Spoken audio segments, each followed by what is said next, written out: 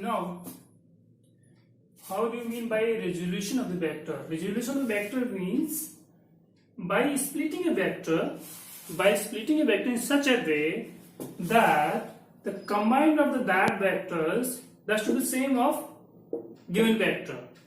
Suppose one vector is A and this is being splitted, suppose B and C, right? So effect of or combined of these vectors that should be same of this vector. We should split this vector in such a way that the combined vector of B and C that should be equal to this. Okay. Now, one very good example of resolution of the vectors is rectangular component of the vectors. Suppose one vector is A is split in such a way that one is x direction and second one is y direction. Coordinate में जो अगर है दोनों mutually perpendicular है suppose, तो हमें कैसे इसको डिफाइन करना पड़ेगा. Suppose this is vector A, it's being splitted into vector ax and ay. जो दो एक्सिस एक्स वाई एक्सिस में दोनों जो स्प्लिट किए गए हैं वेक्टर्स में, तो एक दूसरे को यानी कि वो दोनों म्यूचुअली परपेंडिकुलर है. तो हम कैसे डिफाइन करेंगे. सपोज ये वेक्टर ए है जो स्प्लिट किया गया है रेक्टेंगुलर फॉर्मेट में, ठीक है. तो उसमें हम क्या ले लेते हैं. सपोज दो हमारे आई एंड जे दो वेक्टर जो यूनिट वेक्टर्स हैं जो अलोंग एक्स एक्सिस है और वाई एक्सिस में है, तो उसको हम राइट कर सकते हैं लाइक दिस. ठीक है. एंड नेक्स्ट, अगर सपोज ये जो हमारा वेक्टर जिसको स्प्लिट किया गया है बाय द वे, वो सपोज एक्स एक्सिस से थीटा एंगल अगर वो बनाता है, तो हम उसके जो है क्या करेंगे, X coordinate and Y coordinate को हम डिफाइन कर सकते हैं लाइक दिस.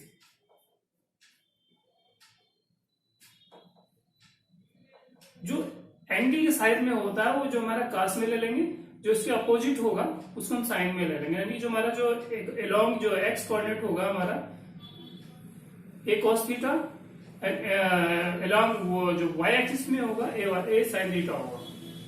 अगर हम दोनों को इस तरीके से ऐड कर लें तो हमारा क्या निकलेगा कि ए X square plus A Y square. आपको क्लियर पता होगा, रिलेटेड क्लास में पढ़ चुके होंगे.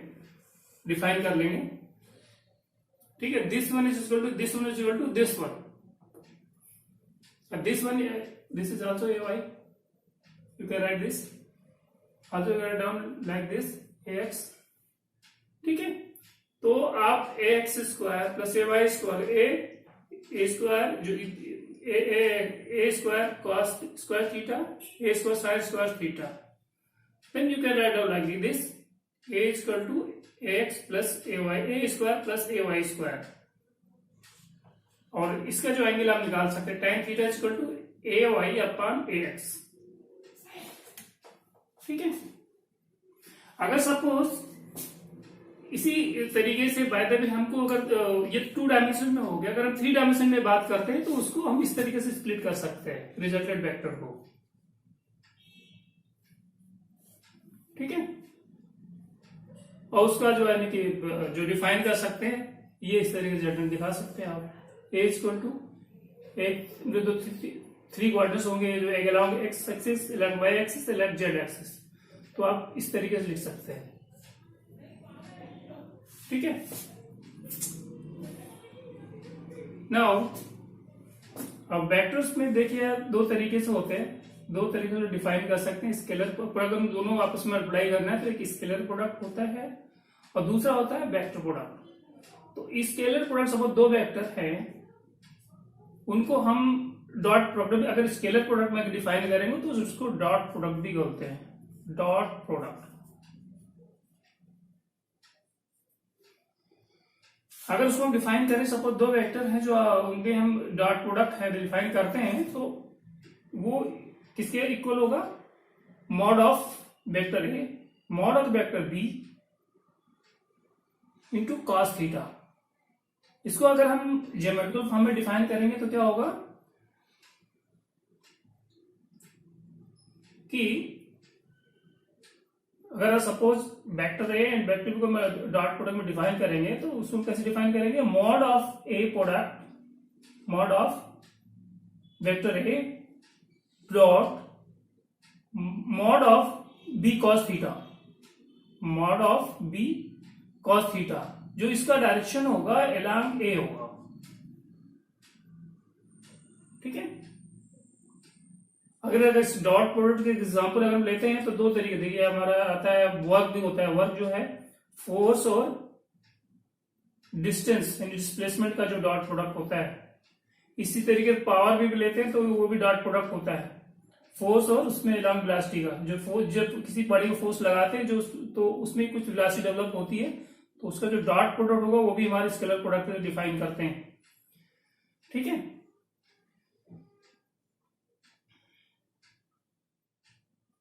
और क्या मैं आपको बता सकता हूं इसमें। Now properties of scalar product, suppose there are two products A and B, इनका जो डॉट प्रोडक्ट होगा कम्यूटेटिव होगा, like this A dot P equal to B dot. दूसरा, अगर ये देयर थ्री वेक्टर्स, एक प्रॉपर्टी इनकी ऐसी होती है डिस्ट्रीब्यूटिव भी होती है, distributive. Suppose there are two vectors जिनके बीच जो angle by the way zero, अगर जीरो है, सपोज इनके बीच में एंगल अगर जीरो है तो इनका जो मैग्नीट्यूड निकलेगा दैट विल बी मैक्सिमम। अगर ये दोनों वेक्टर हैं उनके बीच में जो एंगल 90 होगा तो इनका जो निकलेगा मैग्नीट्यूड निकलेगा जीरो निकलेगा।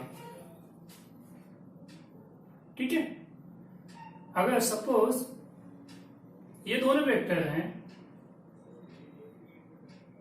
दोनों पैरेलल में तो हैं लेकिन अपोजिट डायरेक्शन में है, it means they are making angle between both of them, यानी कि एक दूसरे से एंगल जो बना रहे हैं 180 बना रहे हैं। तो क्या होगा, इनका जो मैग्नीट्यूड निकलेगा, जो उनका डॉट प्रोडक्ट निकलेगा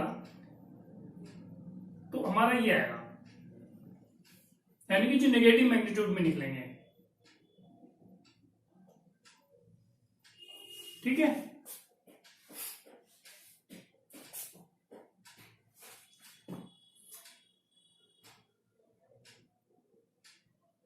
अगर सपोज दोनों वेक्टर में, सपोज ये दोनों वेक्टर हैं सेम है, दोनों सेम वेक्टर हैं जिनके बीच में एंगल है थीटा, तो उनको कैसे होगा, दोनों का मैग्नीट्यूड ये हो जाएगा और उनके बीच में जो एंगल थीटा है, थीटा जो जीरो है, तो क्या होगा, ये 1 हो जाएगा। फिर ये अगर करेंगे तो क्या हो जाएगा, मॉड ऑफ ए का होल स्क्वायर हो जाएगा। एक बहुत अच्छी जो प्रॉपर्टी है ये अक्सर यूज होती है। और सपोज दो बेस वेक्टर, दो सेम बेस वेक्टर हैं जो आपस में डॉट प्रोडक्ट किए जा रहे हैं, ठीक है, तो उनका जो मैग्नीट्यूड निकलेगा वो निकल के आएगा। दो सेम वेक्टर हैं, दो सेम बेस वेक्टर हैं जिनको आपस में डॉट प्रोडक्ट में बना रहे हैं, डिफाइन कर रहे हैं, तो उनका जो मैग्नीट्यूड निकल के आएगा 1 होगा। लेकिन अगर दो डिफरेंट बेस वेक्टर हैं बाय द वे, आई जे या जे के या आई के, तो उनका जो मैग्नीट्यूड निकल के आएगा 0 निकल के आएगा।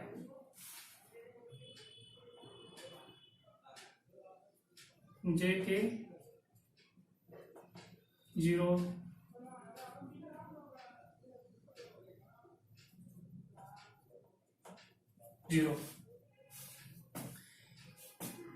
अब सपोज दो वेक्टर हैं, उनका डॉट प्रोडक्ट जो है किसी रेक्टेंगुलर जो है कंपोनेंट अगर निकालना है, तो उस रेक्टेंगुलर कंपोनेंट में अगर डिफाइन करेंगे तो जो उसके हिसाब से होगा, तो हमारा क्या होगा, उस रेक्टेंगुलर कंपोनेंट में जो प्रोडक्ट होगा उनका सम होगा। सपोज तीनों कोऑर्डिनेट है एक्स वाई जेड, तो उनका क्या हो जाएगा, A X dot B X, A Y dot B Y plus A Z dot B Z, इस तरीके से निकलेगा। अगर इनका कोसाइन अगर निकाला जाए क्या होगा, कोसाइन कैसे निकालेंगे, product of A and B equal to, ये जो हमारा जो निकल रहा है, ये प्रोडक्ट निकल रहा है हमारा जो sum of product of rectangular component है, फिर उनका मॉड निकाल लो, mod of A mod of B accordingly to क्या नाम है कोऑर्डिनेट्स में, एक्स में वाई जेड में, लाइक दिस। तो हमारा कोसाइन जो है निकाला है। नाउ थोड़ा सा हम जानकारी ले लें कि कंपोनेंट कैसे निकालते हैं। कंपोनेंट्स निकालना बहुत जरूरी है। अगर कंपोनेंट्स निकालना आपको आ गया तो चाहे आप वेक्टर फॉर्म में 1 डायमेंशनल आप हैंडल कर रहे हैं या 2 डायमेंशनल आप हैंडल कर रहे हैं या 3 डायमेंशनल हैंडल कर रहे हैं, तो इजीली आप जो है कि फ्रेम ऑफ रेफरेंसेस में कोई बॉडी मूव कर रही है तो उसको इजीली आप निकाल सकते हैं, रिलेटिव वेलोसिटी निकाल सकते हैं। तो पहली बात आपको सीखना क्या है, कंपोनेंट निकालना। कंपोनेंट निकालने के लिए सबसे पहले एक एग्जांपल हम ले लेते हैं। Suppose a plane takes off an angle of 30 degrees with the horizontal and if the component of velocity of a plane is along horizontal is 250 km per second, what is the actual velocity of the plane and find the vertical component also। क्या कह रहा है, आप अगर देखें वो suppose उसकी aeroplane की वेलोसिटी है, एरोप्लेन की जो वेलोसिटी है हमारी एक्चुअल वेलोसिटी है v,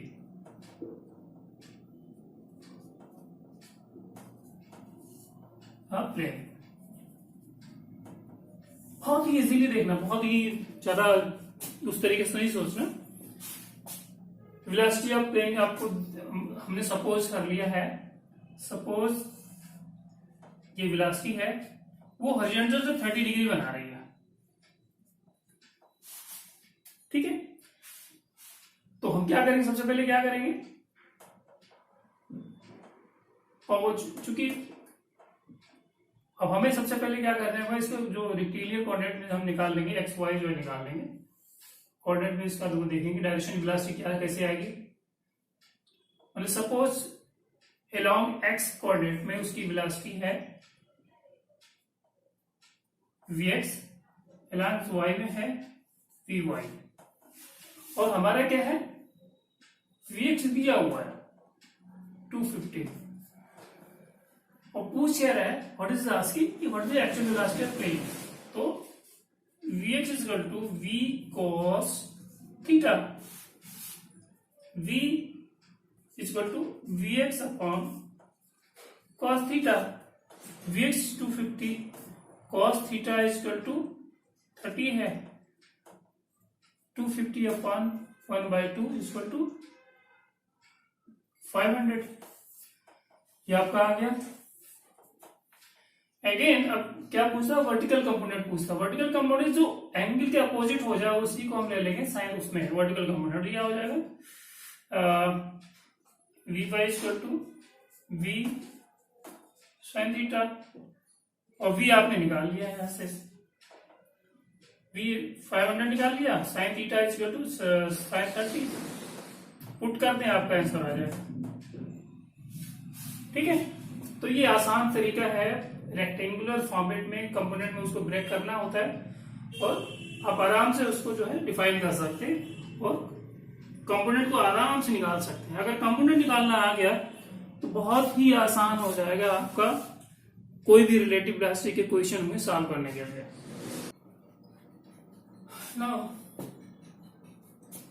दो वेक्टर्स दिए हुए हैं, कार्टेशियन फॉर्म में दिए हुए, one vector this, second vector is this, जो कार्टेशियन फॉर्म में दिए हुए हैं। फाइंड द वेक्टर हैविंग, हमें थर्ड वेक्टर निकालना है, वो वेक्टर में निकालना है which is having the same magnitude as B and parallel to A।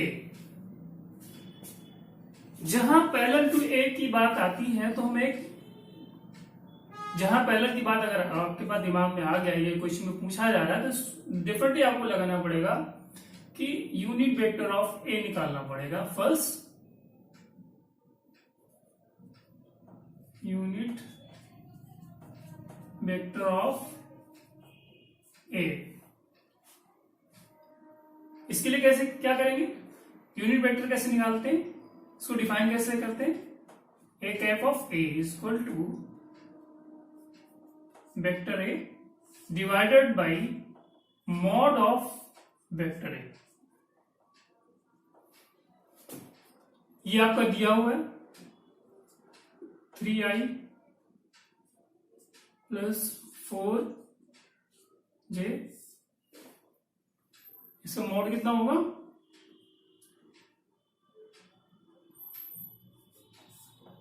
9 plus 16 equal to 1/5 3i 4j, right. अब वो क्या रहा है, find the vector which is having same magnitude as B and parallel to A. तो हमें क्या करना पड़ेगा, वेक्टर v का जो मैग्नीट्यूड निकाल लें, वो थर्ड वेक्टर सपोज c है, वो हमें निकालना है, तो उसको जो यूनिट वेक्टर हमने निकाला है जैसे पीस की बात, उसको हम मल्टीप्लाई कर देंगे, ठीक है। अब मॉड ऑफ बी आपको निकालना पड़ेगा, मॉड ऑफ बी होगा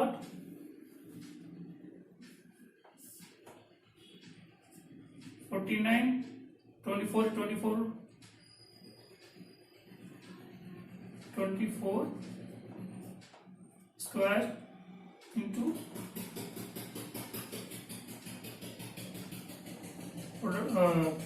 scalar product of this,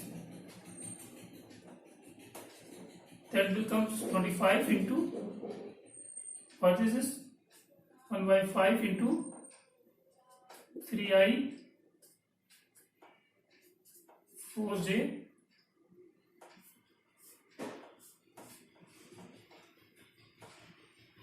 five into 3i 4j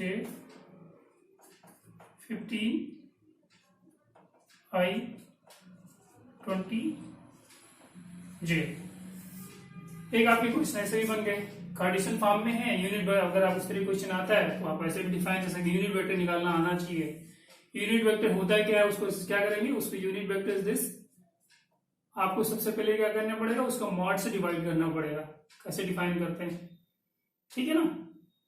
तो एक क्वेश्चन आपका ये हो गया, मतलब एक तो आपका कार्टेशियन फॉर्म में है उसके क्वेश्चन हो गए, दूसरे हमें जो है कंपोनेंट्स कैसे निकालने हैं वो हो गए, ठीक है। अब नेक्स्ट हम क्या करेंगे कि बॉडी प्लेन में है